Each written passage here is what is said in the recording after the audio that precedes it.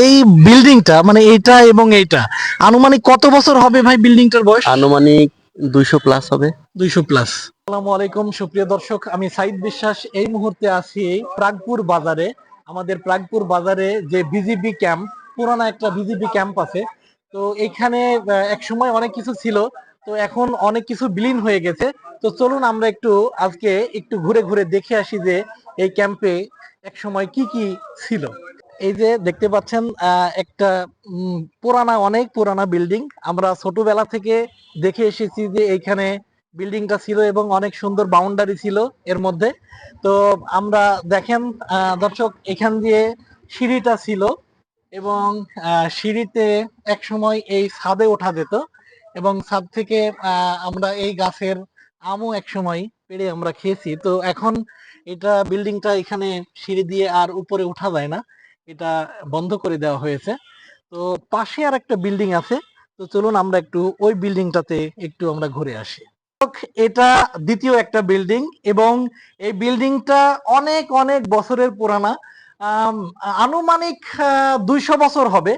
তো আমি ছোটবেলা থেকে দেখে আসছি যে বিল্ডিংটা এইভাবেই দাঁড়ায় আছে এবং বিল্ডিং এর ভিতরে যদি আমরা ঢুকি তো দেখা যাবে যে এটার দরজা জানালাগুলো এগুলা অনেক পুরানো। এখানে যে জানালাটা ছিল এখন আর নেই। তো ওইখানে আরেকটা দরজা। তারপরে আপনারা দেখতে পাচ্ছেন যে ব্রিটিশ পিরিয়ডের যেভাবে ছাদ যারা নির্মাণ করত সেই কোয়ালিটির ছাদ এখানে নির্মাণ করা হয়েছে। আপনারা দেখতেই পাচ্ছেন যে এটা কত কত পুরনো একটা বিল্ডিং। তো দর্শক, এটা আমি ছোটবেলায় এখানে এসেছি এবং আমাদের বন্ধু বান্ধব যারা আছে তাদের সাথেও আমরা এখানে অনেক সময় পার করেছি। এখন এগুলা শুধুই স্মৃতি আর স্মৃতি হয়ে গেছে। যদি আমরা এই পাশের বিল্ডিংটা, এই পাশের যে দরজাটা, এটা দিয়ে একটু ঢুকি তাহলে কিছুই এখন আর অবশিষ্ট নেই। এক সময় এখানে অনেক কিছু ছিল, তো সবই বিলীন হয়ে গেছে। তো চলুন আমরা, এই যে দেখতে পাচ্ছেন একটা সিঁড়ি, এই সিঁড়ি দিয়ে এক সময় দোতলাতে ওঠা যেত, দোতলায় গিয়ে দোতলা ছাদে ওঠা যেত। তো এখন সিঁড়িটাও অবস্থাও আর ভালো না, হয়তো বা এটা বন্ধ করে দিয়েছে। দর্শক, এখানে দেখতে পাচ্ছি আমরা একটা অনেক পুরানা একটা সিন্দুক আছে এবং অনেক পুরানা, যেটা আসলে আপনারা একটু এই দরজার জানলার যে ফাঁকা দিয়ে আপনারা দেখতে পাচ্ছেন, এটা অনেক অনেক পুরনো একটা সিন্দুক এবং এই সিন্দুক ব্রিটিশ পিরিয়ডের সিন্দুক বলে আমরা সবাই ধারণা করি। তো আমাদের এইখানে আরেকটা পার্কের মতো একটা জায়গা ছিল এক সময়। তো চলুন একটু পার্কের জায়গাটাতে আমরা একটু ঘুরে দেখি।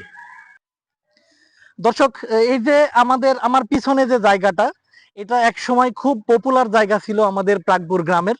এই জায়গাতে এক সময় অনেক পানি ছিল এবং দুই পাশ দিয়ে বসার মতো পার্কের মতো একটা জায়গা ছিল। তো এখন সময়ের পরিবর্তনে এটা আসলে বিলীন হয়ে গেছে। দর্শক, আমরা দেখতে পাচ্ছি আমাদের দুইজন শ্রদ্ধেয় ভাই, ওনারা এখানে উপস্থিত আছে। তো ভাইজান, আপনার নামটা কি ভাই? সুমন রাজু। সুমন ভাই। আর আপনার নামটা ভাইয়া? মোহাম্মদ রফিকুল ইসলাম। রফিকুল ইসলাম। আচ্ছা ভাইজান, আপনারা তো এখানকারই স্থানীয় ভাই ব্রাদার। তো এই বিল্ডিংটা মানে এইটা এবং এইটা আনুমানিক কত বছর হবে ভাই বিল্ডিংটার বয়স? আনুমানিক 200 প্লাস হবে। 200 প্লাস। আর ভাইজান তো ছোটবেলা থেকে আছেন, আপনার আপনার হ্যাঁ, 200 প্লাস, একই মত। 200 প্লাস। প্লাস প্লাস হবে। তো সুপ্রিয় দর্শক, আপনারা দেখলেন আমাদের যে প্রাগপুর বিজেপি ক্যাম্প, এটা অনেক পুরানো। এখন বিজেপি ক্যাম্পটা আমাদের পাশে চলে গেছে। তো যতটুকু সম্ভব হলো আপনাদেরকে আমি ঘুরিয়ে ঘুরিয়ে দেখানোর চেষ্টা করলাম।